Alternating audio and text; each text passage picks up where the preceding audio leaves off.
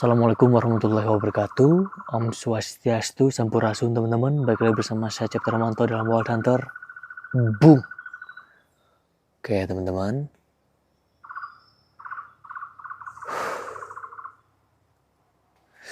Ini harus sedikit pelan-pelan ngomongnya karena aku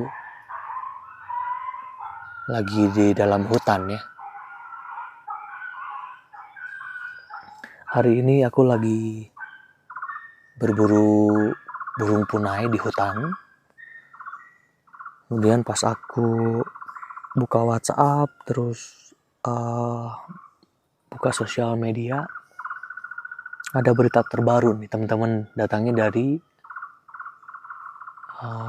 daerah Bojonegoro ya. Di daerah Bojonegoro, jadi beritanya Polres Bojonegoro mendapatkan laporan dari warga ada buruh bangunan tertembak di bagian paha oleh senapan angin atau PCP. Banyak juga yang mention, kemudian yang kirim via WhatsApp juga, dan di Facebook juga udah menyebar, di grup-grup juga udah menyebar ya. Jadi beritanya kalau nggak salah ada satu bediler menembak di area kebun atau sawah ya. Kemudian tidak tahu apa yang di shot, katanya si burung ya, saat berburu burung. Itu infonya jaraknya 300 meter dari si petembak sampai ke korban. Nah, si korban itu kalau nggak salah di beritanya tuh sedang bekerja ya. Kita sambil ini aja teman-teman, sambil nyanggong ya. Kita cek dulu kok ada pergerakan barusan ya. Kok ada pergerakan sih? Takutnya burungnya. Oh bajing guys. Kita sambil nembak aja kali ya.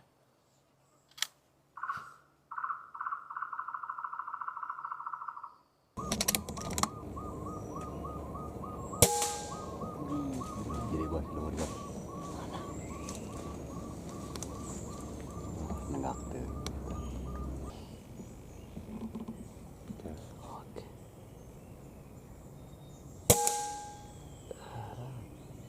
Terkain guys. Kalau bajing kita konsumsi soalnya. Ya mungkin pergerakannya nggak ada ya. Oke, kita lanjut deh ngobrolnya. Aku gatel banget ya dari tadi subuh kalau nggak salah. Pengen ngebahas apa yang sebelumnya kita udah utarakan di beberapa video kita. Menyangkut tentang gun handling, kemudian posisi menembak ya. Ini masalah posisi menembak. Wild Hunter sering sekali membahas masalah posisi menembak. Jadi posisinya datar, dia menembak secara horizontal, dan mungkin gak tahu bahwa di depannya itu ada masyarakat yang sedang bekerja gitu ya. Jadi sangat disayangkan sekali. Mempunyai senapan yang kemampuannya bagus, bisa sampai 300 meter. Tapi menggunakannya tidak safety, tidak hati-hati ya. Dalam hal ini Wild Hunter ingin mengingatkan pada teman-teman. Gun handling dan posisi menembak itu harus betul-betul diperhatikan karena itu dasar ya, itu basic. Kalau menurut aku sih sangat disayangkan sekali bediler satu ini karena kita sangat menjaga sekali yang namanya keselamatan, kemudian keberlangsungan kita dalam hobi senapan ini. Nah, aku cukup cemas. Aku cukup cemas karena kejadian tahun 2024 aja tercatat sangat banyak sekali, dan awal tahun ini ada juga kejadian seperti ini. Seperti yang di awal tahun kemarin ada penembakan oleh PCP kaliber besar.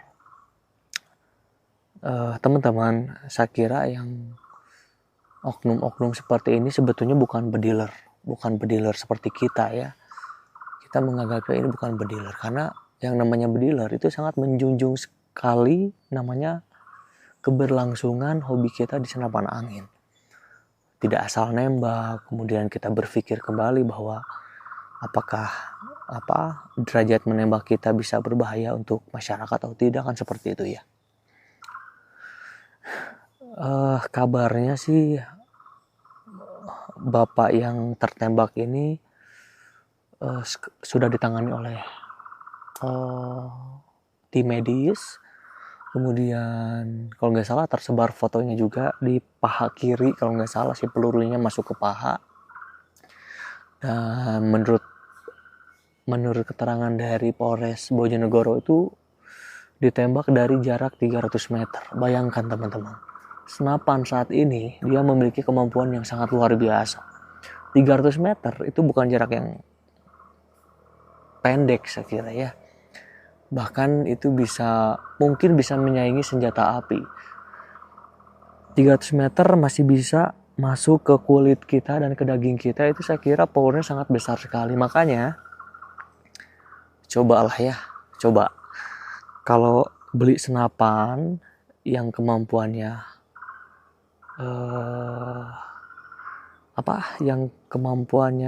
bagus, kemudian harganya mahal, powernya besar, kemampuannya bisa ratusan meter, itu dibarengi dengan kita beli ininya juga ya. Jadi beli pengetahuannya juga, dalam artian, jadi sebelum kita memiliki sebuah senapan, kita harus tahu gun handling, posisi menembak, derajat menembak, dan kemudian ketika kita menembak di jarak-jarak yang jauh, itu kita harus tahu bahwa menembak itu tidak dianjurkan, tidak diperbolehkan menembak secara horizon atau datar gitu ya. Ini yang selalu aku gaungkan setiap kali membuat video edukasi. Gun handling teman-teman harus benar, cara membawa senapannya harus betul, kemudian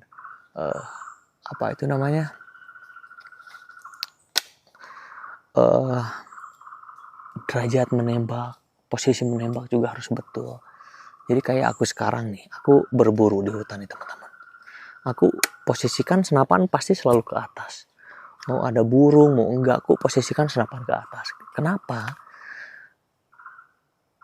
Kata orang dulu, senapan itu ada hantunya gitu ya. Senapan teh jurigan gitu ya kalau bahasa Sundanya. Dalam artian apa? Jurig dalam arti di sini bukan hantu yang masuk ke senapan ya. Itu di human. Itu di manusianya. Kadang kita lupa, kadang-kadang kita nggak ngeh kalau misalkan udah terloading, kemudian kita main tembak aja, kan seperti itu. Itu yang diartikan kenapa senapan tuh berhantu ya. Senapan teh jurigan, sedang ngomongnya kan gitu. Nah, aku selalu posisikan senapan ke atas. Dan selalu kalau misalkan target belum ada tuh, ini dalam kondisi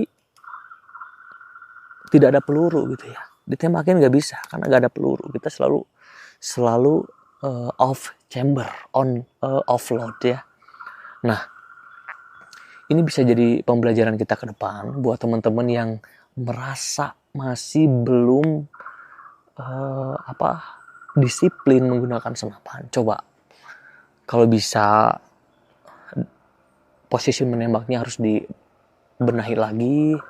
Kemudian kalau misalkan teman-teman menembak di areal persawahan yang rata-rata targetnya akan di bawah ya, saya kira jangan terlalu memaksakan untuk menembak target di bawah, karena rekoset pada senapan itu kita tidak akan bisa tahu. Nah, kemudian target benda apa saja yang harus dihindari saat menembak. Ini ricochet yang luar biasa berdampak sangat parah ketika ricochet ini terjadi di beberapa benda yang kita tembak. Yang pertama, air. Ketika teman-teman menembak di permukaan air, itu saya sarankan jangan berani-berani nembak di sasaran air, karena ricochetnya luar biasa. Ketika teman-teman menembak di atas permukaan air, itu prinsipnya seperti kita melemparkan genteng di atas air. Itu kan dia mempunyai pantulan, sama halnya dengan peluru. Ketika kita tembakan, dia memantulnya luar biasa ke sana, random. Itu air. Kemudian yang kedua, menembak batu, teman-teman. Ini menembak batu luar biasa ricochetnya. Teman-teman jangan sesekali menembak batu di lokasi-lokasi yang banyak masyarakat. Jangan deh. Ini ricochetnya luar biasa. Menembak batu tuh ricochetnya luar biasa. Yang kedua batu, yang ketiga pohon bambu, teman-teman. Teman-teman jangan salah menembak pohon bambu, apalagi bambunya yang udah kering. Itu dia istilahnya kalau bahasa Indonesia itu nyoledat ya. Nyoledat itu dia tergelincir. Peluru tuh dia tergelincir, teman-teman, ketika mengenai si bambu itu. Jadi sangat tidak dianjurkan untuk menembak ke arah pohon bambu. Kemudian yang ketiga, besi, teman-teman. Ini harus dibiasakan, harus jadi catatan. Kalau misalkan teman-teman berada di sebuah kompleks atau perumahan, kadang ada yang usil nembak tiang listrik ya. Itu bahayanya luar biasa. Jangan deh kalau bisa. Jangan aja. Itu ricochetnya bisa kemana aja. Dan ricochet itu kencang, teman-teman. Sangat berbahaya.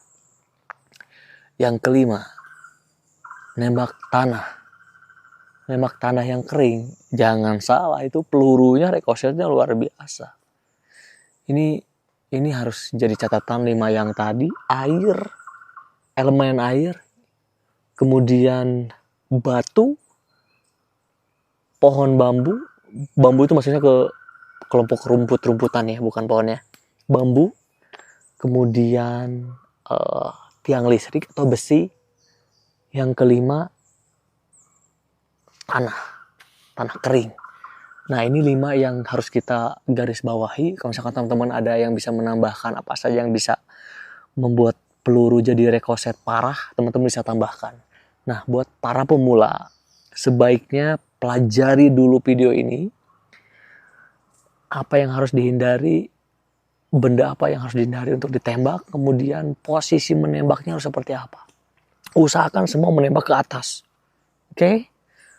Posisi menembak ke atas. Jangan menembak secara horizontal atau searah atau rata, karena itu sangat berbahaya. Aku ngomong ya, sebelum ada kejadian ini, teman-teman jangan menembak secara horizontal, karena takut ada petani yang lagi cari rumput, yang lagi tanam pohon, yang lagi ada di ladang, ataupun masyarakat yang lain. Kejadian. Ini masyarakat yang ini buruh bangunan sedang membangun rumah, tertembak di paha. Oke. Kita jangan sebut dia bediler.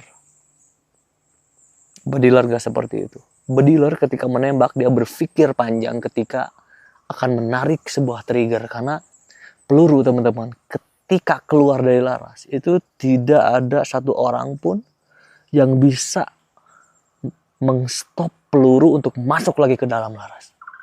Artinya apa? Sangat berbahaya. Jadi ketika peluru keluar 1 butir saja, itu harus dipastikan peluru aman. Seperti itu ya. Dan kita doakan teman-teman, Bapak yang tertembak ini cepat sembuh, kemudian bisa mendapatkan medis yang terbaik, dan mudah-mudahan si penembaknya bisa bertanggung jawab tentang apa yang dia lakukan. Dan mudah-mudahan kita terhindar dari hal-hal seperti ini. Kita disehatkan, dimudahkan, dan hobi kita bisa berlangsung dengan aman.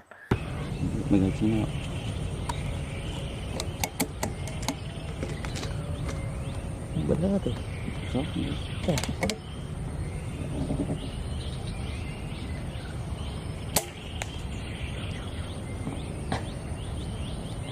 Oke teman-teman, bismillah.